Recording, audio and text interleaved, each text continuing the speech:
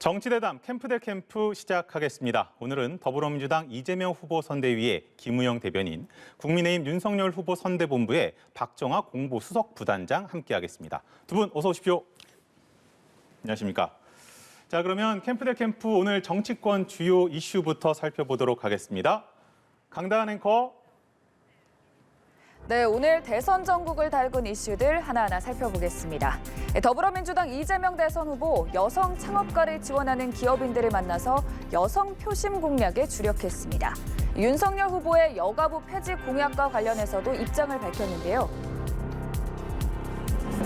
다만 제가 드리고 싶은 말씀은 폐지한다, 반대한다를 넘어서서 이제 좀 뭔가 어떻게 하면 우리 사회가 더 개선될 수 있는지에 대한 대안을 좀 많이 말씀해 주시면 좋겠다, 그런 생각이 듭니다. 한편 국민의힘 윤석열 후보는 인천을 찾아서 정책 구상을 밝혔습니다.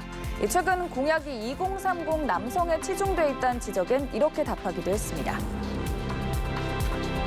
저는 남성이니 여성이니 하는 것을 이렇게 분류하는 자체가 다 같은 대한민국 국민으로 그런 시각을 자꾸 만드는 것을 바람직하지 않다고 보고요.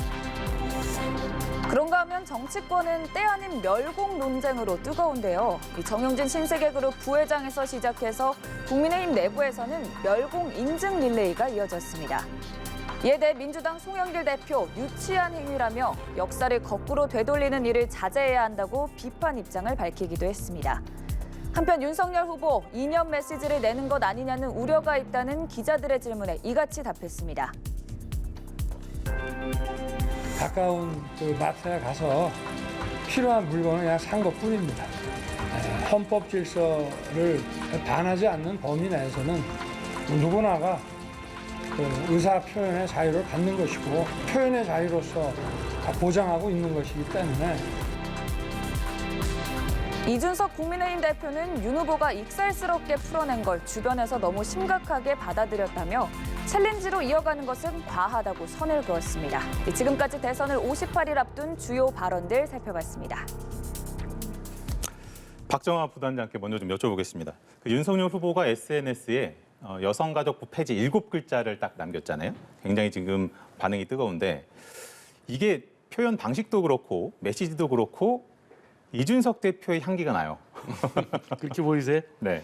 저는 그렇게까지는 보이지는 않는데 사실은 저희 당이 지난주부터 굉장히 그 다이나믹한 과정을 겪고 왔잖아요. 그러니까 선대위 해체라는 극단적인 처방부터 해서 청년과의 대화를 2번씩이나 하고 그다음에 이런 공약이 나왔는데요. 저는 이게 이준석 대표가 얘기하는 소위 말하는 무슨 문제나 아니면 이 대표가 얘기하는 그런 거를 쫓아갔다기보다는 그 지난주 있었던 극약 처방 그리고 그 과정에서 윤석열 후보가 스스로 느꼈던 점 그리고 청년 보좌역들과의 대화를 통해서 나온 여러 가지를 가지고 본인이 여성가족부 폐지의 문제는 사실은 지난 경선 때부터 작년 10월부터 얘기를 했던 거기 때문에 그래서 아마 이 공약을 저렇게 단문 형태로 내지 않았나 싶은 생각이 듭니다. 그리고 제가 볼 때 아까 말씀 주신 것처럼 꼭 이준석 대표의 이 향기가 난다라고 하는 거는 같은 당 대표고 같은 당 후보라 그렇게 보일 수는 있습니다만은 그건 지나치게 과하게 해석하신 거 아닌가 싱크로율이 있다 정도로 네. 이야기했고요. 근데 원희룡 본부장은 모른다 그랬어요. 그래서 패싱 논란도 있던데요. 아까 말씀드린 것처럼 지난주에 굉장히 많이 급격한 변화들이 있었어요. 그리고 원희룡 본부장님이 마침 그 부스터샷 맞으면서 3일 동안 또 일어나지 못하셨다고 하더라고요. 네. 그리고 저는 원희룡 본부장님이 이 건을 모르셨다고 해도 그게 발표 시점이나 방식에 관한 문제지 내용에 대해서는 그 전부터 검토해 보셨고 보고를 받았기 때문에 오늘 이게 본부장의 패싱이다 이렇게 하는 건 좀 과한 것 같고 이미 내용에 대해서는 알고 계셨으리라 보여지고요. 아까 말씀드린 것처럼 청년 보좌역과의 대화를 통해서 후보가 이참에서는 이걸 해야겠다 결심한 부분이라고 이해해 주시는 게 오히려 맞지 않나 싶은 생각입니다. 그렇죠. 후보가 다 결정을 하고 책임을 지는 거니까요. 근데 이대남 달래기라는 포석 이렇게도 읽힌다는 해석도 있고 근데 너무 또 치우친 것 아니냐 이런 또 우려도 있더라고요. 공교롭게 여성가족부 폐지 네. 그다음에 병사들에 대한 월급 이래서 이대남이라고 해석하실 수는 있는데 저는 그건 지나치게 정치 공학적인 문제라고 봐요. 일단은 여성가족부에 관해서는 작년 말에 나왔던 일부 여론조사를 보니까 성년 여성들도 반반 폐지가 정도 많다라는 나오더라고요. 게 예, 조금 더 높게 나오더라고요. 그리고 여성가족부가 그동안 오랫동안 뭐 존치되면서 일을 많이 했습니다만 최근에 문제가 되는 뭐 복지 문제, 사회적 약자 문제, 출산, 뭐 인구 절벽 이런 문제 과연 적절하게 대응을 했느냐? 아니면 뭐 행안부가 갖고 있는 기능, 보건복지부가 갖고 있는 기능들에 대해서 여가부가 제대로 일을 하고 있었던 건가? 그리고 뭐 최근에 있었던 몇몇 건 있잖아요. 뭐 윤미향 의원 관련한 사건, 그다음에 작년에 있었던 4.7 재보궐선거가 일어나게 된 논란 이런 과정 속에서 여가부가 제 목소리를 냈고 사회에 독립된 부처로서 기능을 했느냐 이런 것들에 대한 논란에서 나온 거지. 저는 뭐 이 대남을 위해서 그리고 병사에 관한 문제도 같은 뜻으로 이해하는 게 맞지 않나라는 생각입니다. 알겠습니다. 김우영 대변인께 이렇게 여쭤볼게요. 그 이재명 후보 같은 경우는 아무래도 뭐 상대 이제 후보다 보니까 직접적으로 비판을 하지는 않았고 여가부 폐지 너무 대안 제시해야 한다 이렇게 얘기했는데 사실 메시지 수위를 좀 조절한 것 같아요. 좀 공격적인 언행은 좀 자제하고 계십니다, 요즘. 그 사실 남의 당이 여러 가지 분란으로 어려움이 있는데 너무 과하게 공격하는 것도 뭐 좀 그렇게 해서 표현은 점잖게 했습니다만은 잘 보면 우리 윤석열 후보가 지금까지 한 공약들 중에 네. 폐지한다는 공약이 너무 많습니다. 그러니까 젠더 갈등이 문제가 되니까 여가부 폐지하겠다. 그다음에 부인 문제가 좀 떠들썩하니까 이부속실. 영부인제를 폐지하겠다. 네. 뭐 최저임금제, 또 주 52시간 노동제, 뭐 좀 골치 아프고 논란이 되는 거는 좀 일단 폐지하고 보자. 뭐 물론 속마음이야 뭐 어떤지는 모르겠습니다만은 지금까지 이렇게 불확실한 상황에서 여야의 정치 지도자들은 뭘 근절하고 폐지하기보다는 좀 건설적인 대안, 또 개선 대책 그런 거를 제시하면서 국민의 공론을 모으는 것이 보다 좀 필요한 시기가 아닌가 싶습니다. 민주당에서 지금 대안으로 생각하는 게 성평등 가족부로 바꾸는 거 맞습니까? 그렇습니다. 이제 우리 사회의 기성의 40대, 50대는 뭔가 이제 기회 측면에서는 상당히 많은 것들을 가졌었지만 네. 2030은 여성이든 남성이든 간에 뭔가 이렇게 공정성이랄까요? 기회의 공정성의 측면에서 상당한 침해를 받고 있었던 게 사실입니다. 그럼 여성이 갖고 있는 기존의 어떤 사회적 차별 그런 문제 플러스 청년 남성이 이 사회에 갖고 있는 여러 가지 불만 이런 것들을 다 함께 그러니까 국가라고 하는 거는 그 한자 가자가 집 가자거든요. 네. 국민의 집입니다. 국민의 집에 남성, 여성, 노소가 있겠습니까? 그래서 차별받는 모든 사람은 약자로서 서로 연대해서 차별을 시정하기 위한 그런 연대 활동을 해야 된다라는 것이 성평등 가족부의 취지입니다. 근데 제가 아까 이제 뭐 수위 조절이라고 메시지 수위 조절하는 거 아니냐라고 여쭤본 이유는 사실 그 상대 당 후보에 대한 비판을 자제하는 것도 있겠습니다만 아무래도 이 젠더 이슈라는 게 워낙 좀 민감한 부분이기 때문에 그런 부분들이 좀 반영된 것 아닌가. 그래서 실제로 여성인권 다루는 채널에도 좀 출연을 했고 그거 관련해서도 뭐 당내에서 왜 젠더 이슈에 올라타느냐 뭐 비판적 시각도 있다라는 보도들도 나오고요. 이런 부분은 사실은 이재명 후보 입장에서 사실 좀 조심스러운 부분 아닙니까? 이재명 후보는 그 특징이 본인하고 생각이 좀 다르고 특히나 대적점에 있는 네. 세력이라 하더라도 직접 찾아가서 그 얘기를 듣겠다는 취지입니다. 듣고 판단한다. 그 FM 코리아라고 이제 남초 네네. 사이트 있지 네, 않습니까? 글 남겼었죠. 거기도 글을 남겼었고 또 이 닷페이스도 네. 여성 그 어떤 커뮤니티인데 거기 가서 그들이 생각하는 바가 뭔지를 들어야 서로의 어떤 조화를 추구하거나 타협을 도모하거나 또 공동체가 함께 살기 위한 대안 모색을 하려면 극단의 위치에 있는 사람들도 그 목소리를 들을 수 있어야 된다. 들어야 한다는 것은 어떻게 생각하십니까? 일단은 아까 우리 김우영 대변인께서 그 윤석열 후보가 이제 논란이 되는 부분은 좀 폐지만 폐지로 하려고 가신다. 한다. 이제 네. 폐지에 방점을 두셨는데 저는 그렇게 보지 않아요. 그러니까 지금 현재 윤석열 후보 국민의힘이 좀 어려운 국면은 사회적 논란거리, 사회적 이슈거리에 대해서 분명한 자기 목소리를 못 냈던 데서 저는 왔다고 생각을 합니다. 그러니까 말씀하신 것처럼 폐지의 문제라기보다는 그래서 그런 것에 대해서 분명한 이제 입장을 내시는 상황이라고 보여지고 같은 면에서 저는 이재명 후보의 최대 장점 중에 하나가 선명성이라고 봐요. 네. 그러니까 어떤 논란이든 바로 들어가서 그 안에서 논쟁을 통해서 결과나 본인이 말씀하신 바를 얘기한 게 국민들한테 그동안 많이 이제 영향을 미쳤다고 생각을 하는데 유독 이 건에 대해서 애매모호한 태도를 보이시는 게 저는 오히려 이재명스럽지 않은 그런 모습 아닌가. 그래서 이게 그 표를 계산해서 이게 이제 아까 말씀드린 것처럼 여가부의 근본적인 논쟁이 아니라 젠더 갈등으로 이해하시면서 논란이 되는 부분에 애써 안 들어가려고 하는 상황에서 저런 반응이 나온 것 아닌가라는 생각에 저는 이재명 후보 다음 이재명 후보의 이 선명한 모습이 안 보여서 오히려 좀 아쉽다? 뭐 이런 느낌입니다. 알겠습니다. 또 병사 월급을 살짝 얘기해 보면 민주당도 200만 원으로 공약은 같은 것 같아요. 근데 홍준표 의원이 이게 헛소리다 뭐 이렇게까지 표현을 하고 이제 완주할까요?라고 물어보니까 글쎄요라고 이렇게 얘기해서 사실은 그 후보 교체 뭐 여론 이런 것들이 뭐 진짜 있는지 없는지는 모르겠습니다만 그런 보도되고 마무리해서 좀 의미심장하게 이렇게 좀 읽혀요. 어떻게 읽어야 됩니까? 홍준표 의원님께서는 본인이 말씀하신 것처럼 26년간 몸담았던 당 그리고 그 당이 지금 어떤 걸 추구하고 있으며 당원들이 어떤 바를 원하는지에서 알고 계실 거라고 봐요. 그래서 네. 지금 이렇게 저렇게 아픈 소리를 하시는 것도 사실은 약이 되라고 하는 말씀이라고 들려지고요.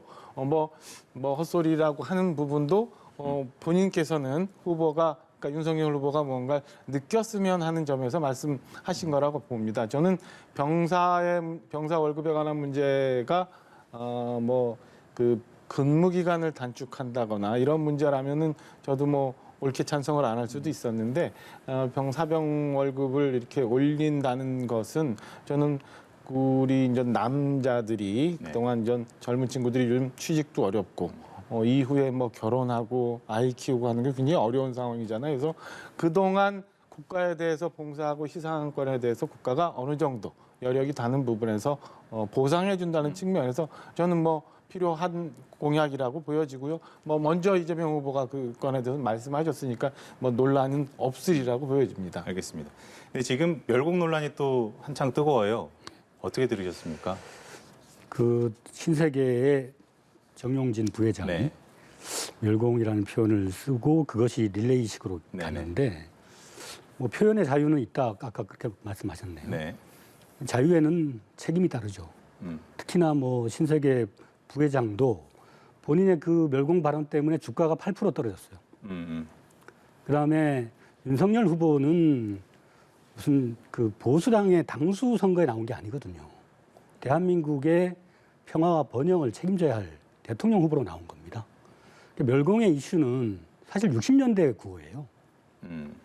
지금 남북이 치열하게 대치를 하고 있지만은 평화와 화해로 가서 이 전쟁 상태를 종식시켜야 되지 않습니까? 그 이제 멸공을 또 한다면은 군대라도 좀 갔다 오고 하라 이런 말도 있습니다. 근데 또 이준석 대표가 익살스럽게 받은 거다 이렇게도 하던데. 그 안에서 이제 그 보수 유튜버들 중에도 네. 그 이준석 대표의 어떤 행동이 너무 가볍다. 정말 이 중요한 나라의 미래에 대한 문제를 그렇게 가볍게 처신해야 되겠느냐라는 내부 비판도 있더라고요. 뭐 저는 예전에 5.18이나 세월호에 대해서도 일부 그 극우 성향의 분들이 뭐 익살인지 뭔지는 모르겠지만은 그 타인의 아픔에 대해서 고춧가루 뿌리는 방식으로 그렇게 해서는 안 됩니다. 일단은 지금 국민의힘에서는 당 지도부도 이게 후보의 표현과 별개로 그 의원들이 받아서 릴레이 형식으로 좀 밈놀이라고 할까요? 그렇게 가는 것에 대해서는 좀 선을 긋고 있는 거죠. 좀 부적절하다고 보는 거죠. 당 선대위 차원에서 이게 공식적으로 진행되는 건 아니니까 그러니까요. 일반 네. 뭐 대한민국 국민의 한 사람으로서 의사 표현하는 거니까 저는 뭐 있을 수 있는 일이라고 보여지고요. 두 건을 좀 나눠서 말씀을 드려야 되는데 일단 네네. 정영진 신세계 부회장이 멸공이라는 얘기를 한 거, 뭐 단어 자체가 진부하다는 비판은 있을 수 있습니다만은 지금 우리 사회가 누구나 표현의 자유가 있는 거잖아요. 얘기할 수 있는 거잖아요. 그리고 엊그저께만 해도 또 미사일 실험 있었잖아요. 뭐 이런 건에 대해서 저는 충분히 얘기할 수 있는데 이 건을 마치 기업인이니까 그리고 또 뭐 영향을 미치니까 선거 국면이니까라고 비판하는 민주당에 대해서는 동의할 수가 없습니다. 그러니까 너무 진영 논리에 갇혀서 그런 획일적인 얘기만 해야 되느냐라는 비난에 대해서도 민주당은 받아야 된다고 보고요. 두 번째, 윤석열 후보가 그렇게 얘기한 건에 대해서 왜 그렇게 민주당은 민감하게 반응을 하는지, 그다음에 국민의힘 뭐 일부 의원들이 나경원 전 의원도 뭐 쫓아 있습니다만은 일부 의원들이 저렇게 멸치, 콩 뭐 이런 거에 대해서 민감하게 반응하는 것은 무언가 드러내놓고 얘기하고 싶지 않은, 마치 이 건으로 국민들이 또 다른 문제를 연상하게 하는 게 싫어서 저러는 것 아닌가라는 생각이 들어요. 지금 아까도 말씀드렸지만은 자유와 평화 있어야죠. 그렇지만 여전히 핵실험하고 있고 미사일 실험하고 있고 국제사회에 나오지 않는 북한을 대상으로 종전선언 얘기하고 평화 얘기하는 거에 대해서 정치권에서 얘기할 수 있는 것, 국민들이 얘기할 수 있는 부분 아닌가라는 생각에 저는 지금 민주당에서 얘기하는 거는 선거 국면에서 지나치게 너무 진영 논리에 빠져 있는 것 아닌가라고 얘기하고 싶습니다. 안철수 후보 지지율이 지금 심상치가 않습니다. 그 김우영 대변인께서는 3자 구도로 재편이 됐다고 좀 평가를 하세요? 사실상 이제 윤석열 후보에게 실망한 네. 이제 정권 교체를 희망하는 뭐 유권자들이 네. 안철수라고 하는 중간지대로 일부 이동해 가 있는. 네네. 근데 그 국면 자체가 고착되고 뭐 켜켜이 쌓여 있는 그 축적의 시간을 통한 어떤 고정된 지지층이 아니고 임시로 와 있기 때문에 뭐 불확실성을 더 가중시키고 있는 그런 국면 같습니다. 그러니까 안철수 후보는 뭐 지금까지 계속 보면 독립적인 자기의 정체성을 가지고 국민들과 함께 정치를 해나가는 것이 아니라 양 진영 사이를 오가면서 어딘가에 기대거나 의존해서 하는 그런 정치를 했기 때문에 사실 국민들이 제대로 이제 평가를 안 해줬던 거거든요. 이번에는 철수하지 말고 정말 자기의 정치적 철학을 분명히 제시를 해서 완주하길 바라죠. 그래서 그러면 그 지금 민주당에서는 사실은 안철수 후보한테 초반에는 굉장히 러브콜을 하다가 이제 공세로 확 돌아섰잖아요. 왜 돌아선 거예요? 뭐 갑자기 이제 모든 공세로 돌아선 건 아니고 네. 전 국민 재난지원금은 일종의 사기다. 그런 말씀을 최근에 하셨어요. 네네네. 요즘- 반박하는 거라고. 그러니까 요즘 뭐 이해하면 됩니다. 재난은 모든 국민들이 다 피해를 봤죠, 사실은. 그러나 그런 문제를 가지고 어떤 국민은 그 피해로부터 자유롭다라고 보는 견해 자체가 국민 전체를 통괄해야 할 대통령감으로서는 좀 어울리지 않는다. 그런 생각에서 이제 지적을 한 거고. 이제 안철수 후보가 툭하면 이제 2017년도 선거 때 네. 본인이 무슨 특정한 어떤 의도에 의해서 좀 그 무슨 그 드루킹 사건 네. 그런 것 때문에 자기 안 됐다 이렇게 얘기를 하는데 그렇게 남 탓해서 지금 다시 리더십을 국민들한테 재검증을 하는 입장에서 남 탓해가지고는 독립적으로 서기 어렵지 않을까 그렇게 생각이 됩니다. 박정화 부단장께 마지막으로 이거 한번 여쭤보겠습니다. 이준석 대표가 안철수 후보의 지지율이 곧 꺾일 거다 이렇게 얘기를 했습니다. 언론들이 전망할 때는 단일화 뭐 협상이 좀 물살을 탈 것으로 보이는 2주 정도 후 정도로 예상을 하는데 그렇게 보고 있는 근거는 뭡니까? 일단은 좀 전에 김우영 대변인 분석하신 거랑 비슷한 상황인데요. 안철수 후보가 본인의 특별한 이슈나 어젠다를 제공해서가 아니라 오롯이 사실은 저희가 잘못해서 그 반사이익으로 이제 지지율이 저희에서 빠진 게 아마 안철수 후보 쪽으로 많이 간 듯해요. 이게 이제 지난주에 이제 저희가 여러 가지 일이 있었습니다만은 이번 주 초까지는 아직 반영되기는 좀 이른 것 같고 네. 이번 주 말부터 상황을 한번 지지율 추이를 봐야 될 것 같아요. 이번 주 말부터 설 전까지 어떻게 될는지 한번 봐야 되는 상황인데 저희가 하고 있는 쇄신의 모습들이 국민들한테 전해지면 저는 뭐 윤석열 후보의 지지율이 이제 회복될 거기 때문에 그에 맞춰서 이준석 대표가 그렇게 얘기를 하지 않았나. 두 번째는 그 정권 교체 지수가 지금 굉장히 높은 상황이잖아요. 그러다 네. 보면 선거일에 다가갈수록 아마 양강 후보한테 표 쏠림 현상이 좀 있지 않을까라는 생각입니다. 그래서 그런 점도 이준석 대표가 얘기한 오래가지 않을 거다라는 데 분석에 이 초점이 있지 않나 이렇게 저는 보고 있습니다. 알겠습니다. 그럼 오늘 캠프 투 캠프는 여기서 좀 마무리를 해보도록 하겠습니다. 두 분 수고하셨습니다.